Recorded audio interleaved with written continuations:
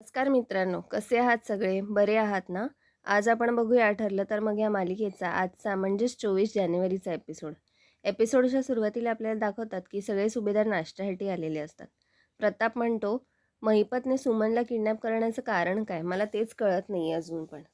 विमल म्हणते, काल सुमन काकूंचा चेहरा बघून मला तर खूप रडायला आलं. तेवढ्यात तिकडे सुमन येते. सायली सुमनला म्हणते की प्रतिमा आत्याने सांगितलं की तुम्हाला प्रसादाचा शिरा फार आवडतो, तो खास बनवलाय. कल्पना म्हणते, अरे वा, एक काम करूया का? सुमन आली आहे त्या निमित्ताने आपण सत्यनारायण घालूया का जरा? सुमन म्हणते, कल्पना वहिनी मी आजच घरी परतायचं म्हणते. पूर्णाई म्हणते, अगं कशाला, जरा राहा ना काही दिवस, आणि तसं पण तुला आरामाची खूप गरज आहे आता. सुमन म्हणते, कधी ना कधी तर जायचंच आहे ना, तर आजच जाते मी. नंतर आपल्याला दाखवतात की सायली, अर्जुन, सुमन रविराजकडे जातात. तन्वी घरात एकटीच असते. ती विचार करते ह्या सायलीचा माज उतरवण्याची हीच वेळ आहे, आणि ती सायलीने बनवलेलं जेवण सगळं पॅकेटमध्ये भरते आणि सगळे बाऊल रिकामी करते. सायली म्हणते, नागराज काका, आता तुम्हाला सुमन काकूंची काळजी करायची गरज नाही आणि प्रियाला बेरात्री फोन करायची सुद्धा गरज नाही. रविराज म्हणतो, काय? सायली म्हणते, हो, नागराज काकांनी काल प्रियाला खूप रात्री फोन केला होता सुमन काकूंच्या तब्येतीबद्दल विचारायला. नागराज म्हणतो, सुमन, तुझ्या आवडीची खोबऱ्याची बर्फी आणली मी आणि मी माझ्या हाताने तुला भरवणार आहे. नागराज तिला भरवायला जातो तर सुमन एकदम किंचाळते आणि म्हणते, दूर व्हा, दूर व्हा माझ्यापासून, मला माझ्या घरी जायचं आहे, मला प्लीज सोडा, माझे हे हात बांधलेत ना ते पहिले सोडा आणि मला माझ्या घरी जाऊ द्या. हे कोण आहे तुम्ही? लांब राहा माझ्यापासून, लांब राहा. सुमनचा हा सगळा अवतार बघून सगळे फार घाबरतात. सायली म्हणते, रविराज काका, मी त्यांना आतमध्ये घेऊन जाते, तुम्ही काळजी करू नका. आणि तिकडून जाताना सुमन नागराजपासून फार लांब पळत असते. नागराज म्हणतो, अच्छा, म्हणजे सुमनला मी किडनॅप केलं म्हणून तिच्या डोक्यावर परिणाम झाला आणि म्हणून तिने माझं काय नाव नाही सांगितलं, ती विसरून गेली. ही तर मला लॉटरीच लागली आहे म्हणजे. आणि तो मनात हसतो. इथे प्रियाने केलेलं सगळं जेवण फेकून दिलेलं असतं. तेवढ्यात कल्पना आणि अस्मिता जेवायला येतात. अस्मिताला कल्पना बसवते टेबलवर आणि म्हणते, थांब, मी तुला जेवायला आणते, आणि नाटक करू नकोस जेवायचं नाही म्हणून. सायली आणि अर्जुन गाडीत बसतात आणि एकमेकांकडे बघून हसतात, कारण त्यांना आठवतं की हा सगळा प्लॅन त्यांचाच असतो. सुमन काकूला वेड्याचे झटके येणं, ती सगळं विसरून जाणं, हा सगळा सायली आणि अर्जुनचा प्लॅनच असतो.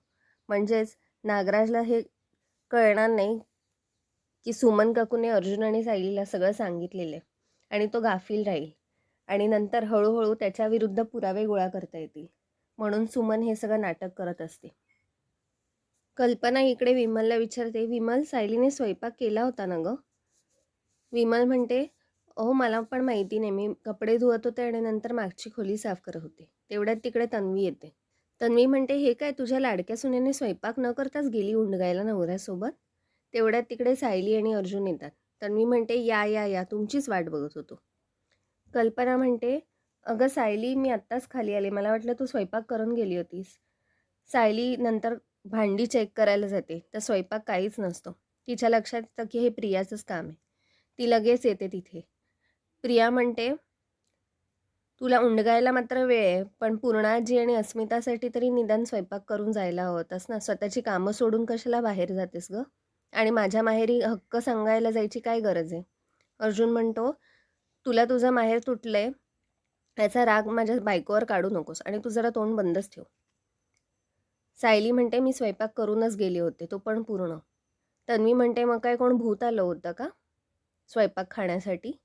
सायली म्हणते, कोण भूत आलेलं की चेटकीण ते मला माहिती नाही, पण मी स्वयंपाक करून गेले होते.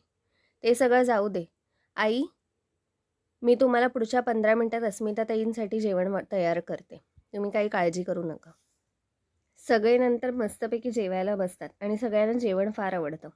तन्वी मनात म्हणते, सायली तोंडावर पडावी यासाठी मी सगळंच्या सगळं जेवण फेकून दिलं, पण तरीसुद्धा सायलीने बाजी पलटलीच आणि आता ही सगळ्यांची लाडकी ती लाडकीच. मित्रांनो, आजचा भाग इथेच संपला. पुढील भागात आपल्याला दाखवतात की महिपतला साक्षी भेटायला येते वेश चेंज करून. मैपत म्हणतो, आतापासून एक गोष्ट लक्षात ठेवायची, कोणावरही विश्वास ठेवायचा नाही. नागराजवर नाही आणि त्या प्रियावर तर बिलकुलच नाही. नंतर आपल्याला दाखवतात की तन्वी सायलीला म्हणते की मी पार्सल मागवलं होतं, ते तू लपवून ठेवलंयस का सायली? आम्ही भुके मरू म्हणून हे सगळं करतेस का? अश्विन लगेच येतो आणि म्हणतो, सायली तू पार्सल लपवून ठेवलेलंस. तेवढ्यात विमल ते पार्सल येऊन तन्वीच्या हातात देते आणि म्हणते, हे घ्या तुमचं पार्सल. तन्वी म्हणते, हे बघ अश्विन, हिचं काय चाललंय. सायली म्हणते, आपली माणसं भुकी राहावीत एवढी मी निष्ठुर नाहीये, हा बघा व्हिडिओ. आणि ती तिचा फोन दाखवते. मित्रांनो, तुम्हाला आजचा भाग कसा वाटला हे कमेंट्समध्ये नक्की कळवा. आपण भेटूया पुढच्या भागात. तोपर्यंत बघत राहा ठरलं तर मग. आणि व्हिडिओला लाईक, शेअर आणि सबस्क्राईब करायला विसरू नका. बाय.